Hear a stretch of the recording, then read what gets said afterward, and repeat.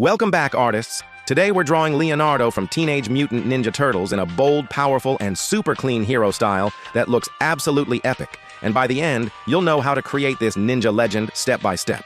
If you enjoy this video, smash that like button, comment who I should draw next, and subscribe for more epic drawing tutorials here at Learning Paws.